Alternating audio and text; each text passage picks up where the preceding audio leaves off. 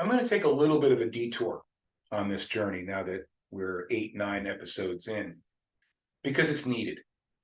I've been talking to this point about myself, what I've done, the challenges that I've faced, the accomplishments that I've made, but I haven't done it alone. And I'm not just talking about working with a health and fitness coach that helped spearhead this whole lengthy process, because I would be remiss if I didn't share and spotlight the impact my family, my wife, my kids, that they've had on me over these years, because the transformation would never have happened.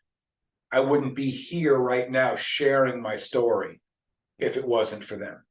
And I'm not saying it's one of those behind every great man is a great woman type lines. I'm not saying that at all, because my wife is her own woman. My kids are their own people, their own individual people. But they've made a tremendous impact on my life, and specifically on this journey, because it wasn't the easiest journey to travel. There were a lot of challenges, a lot of pitfalls along the way.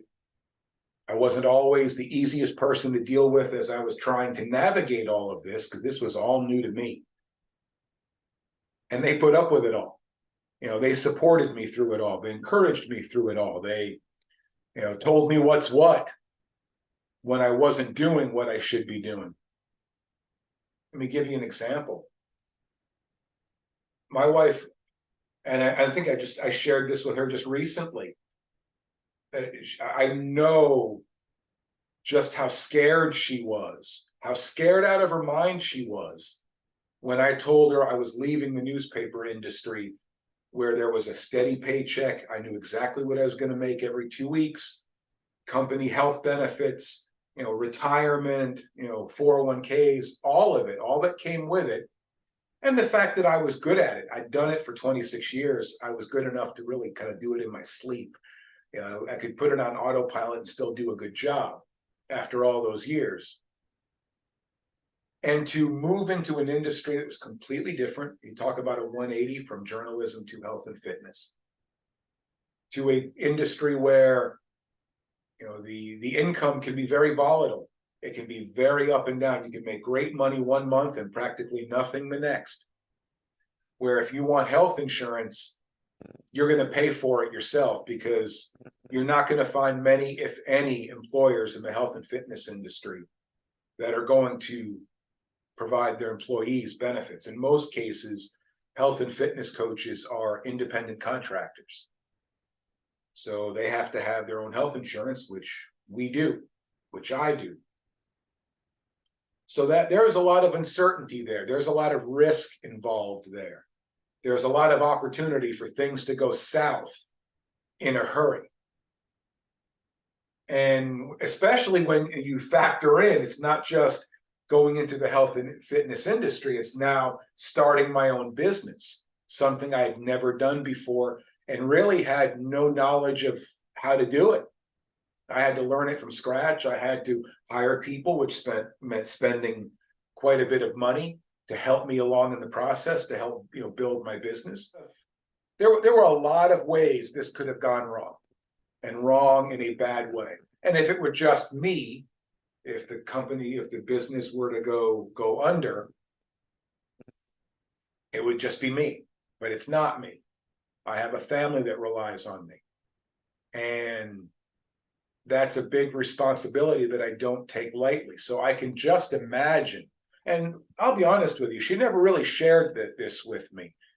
This is something that I brought up with her where we discussed it. It wasn't one of those things along the way. She's telling me I'm really scared that something bad might happen and the business will go belly up and now you don't have an income and you're looking for a job and all that. She never once shared anything like that with me along the way. But I could just imagine, because I know how I would feel if the shoe was on the other foot, if the roles were reversed. So to continue maintaining that level of support, that level of encouragement, motivation, while being internally scared and keeping those feelings inside. It's not an easy thing to do, and it takes a special kind of person to do that. And she's done that. She continues to do that, because I imagine even now she's still scared because I don't have a traditional W-2 job, a traditional 9-to-5 job where the income is very much the same. And she gets why I do it.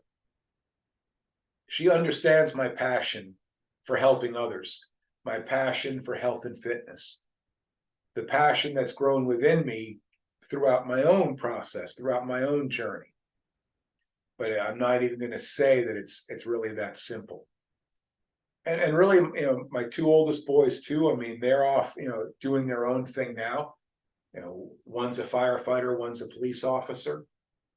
But they, you know, they support what I do. You know, they're always asking how business is going, how things are going. You know, is business good? Got a lot of clients, all that.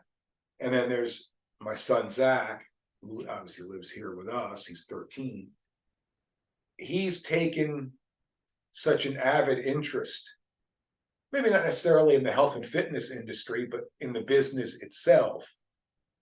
He wants to be a part of the networking events that I attend.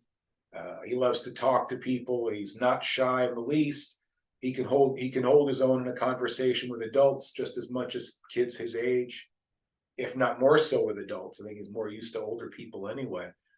But he's got a gift for gab, just like his dear old dad. But he's got a little bit of a nose for business that I really didn't have growing up. And he enjoys that aspect of it. And he enjoys being part of it.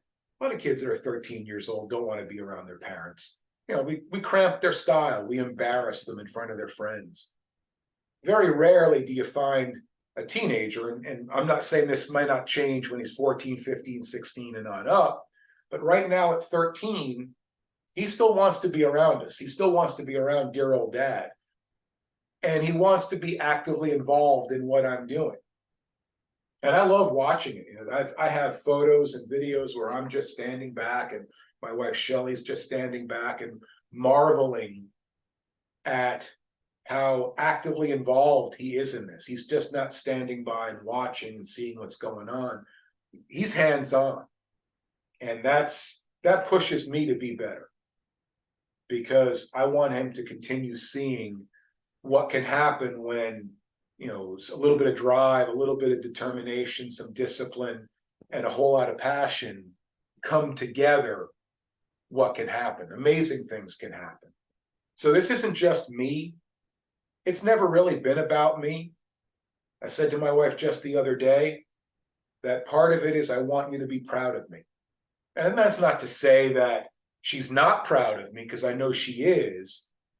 But I want her to continue being proud of me, of seeing what I'm able to do with my own two hands, my own mind, me personally.